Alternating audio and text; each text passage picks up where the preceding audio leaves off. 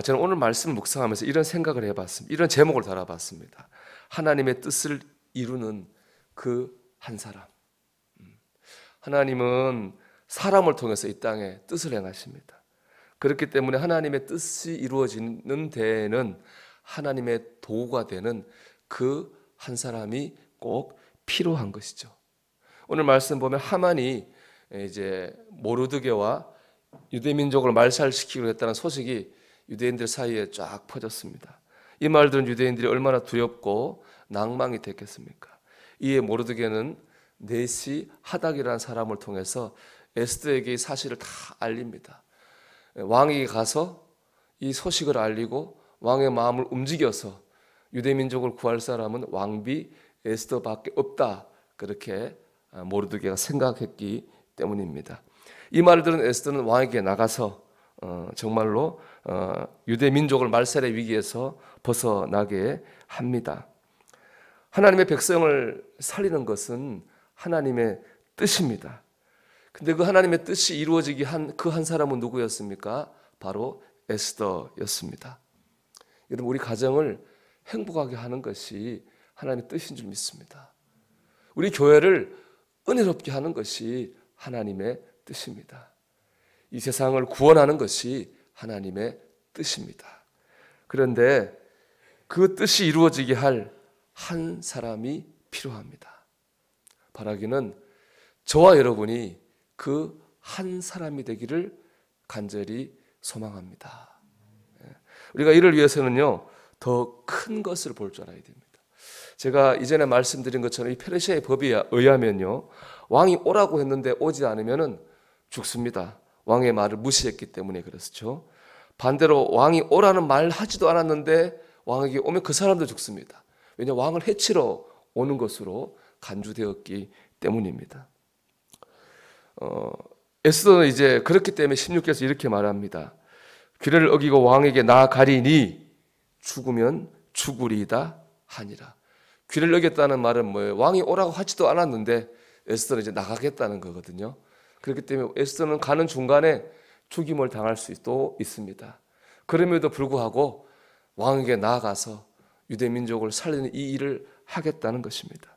에스더는 자기 민족을 위해 자기가 죽을 각오를 했습니다. 에스더가 그런 희생을 결단할 수 있었던 것은요, 더 큰 것을 보았기 때문입니다.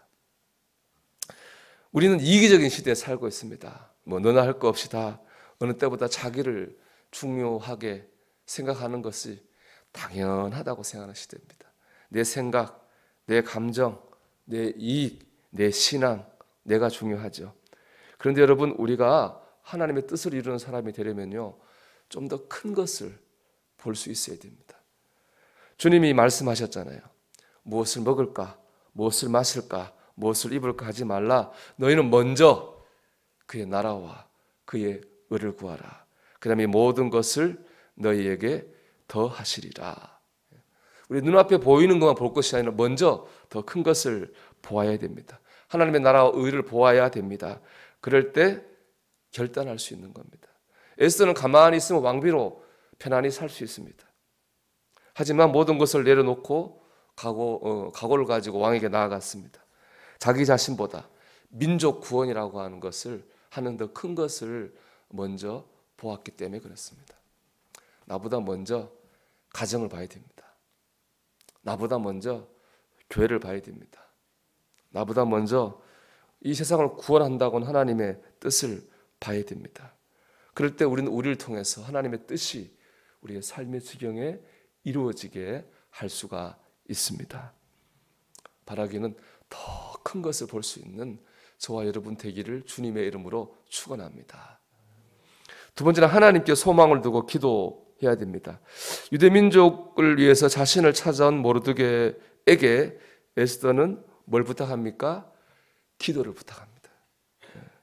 에스더는 온 유대 민족에게 3일 동안 금식 기도를 부탁하고 자신도 시녀들과 함께 같이 기도합니다.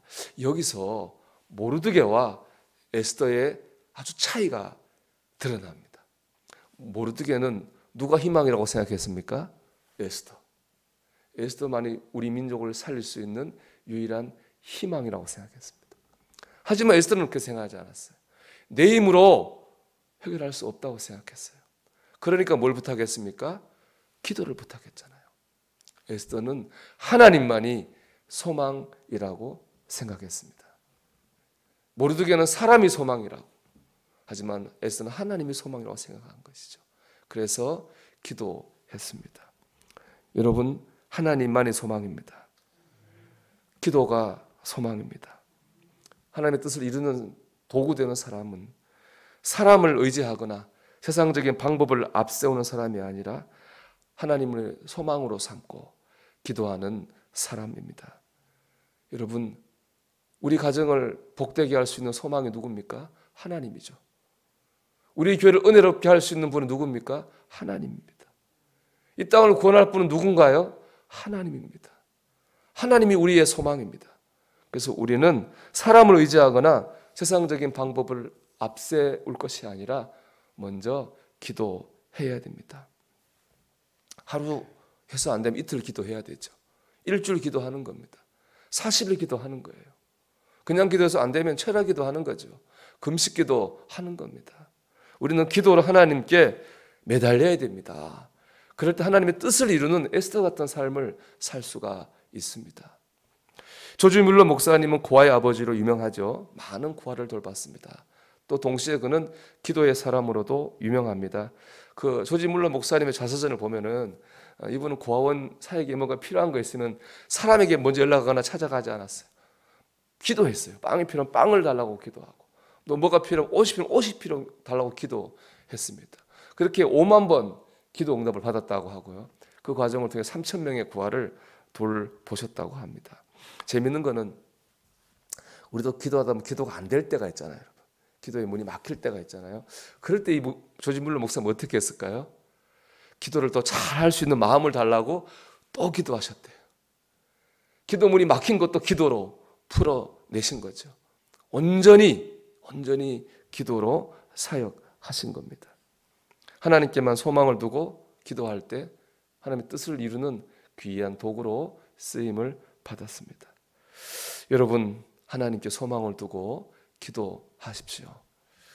우리 오늘도 더 큰 것을 바라보고 결단하고 하나님을 소망으로 삼고 기도하는 가운데 우리 가정에, 교회에, 세상에 하나님의 뜻을 이루는 도구 되는 그 한 사람이 되는 저와 여러분이 되기를 주의 이름으로 축원합니다.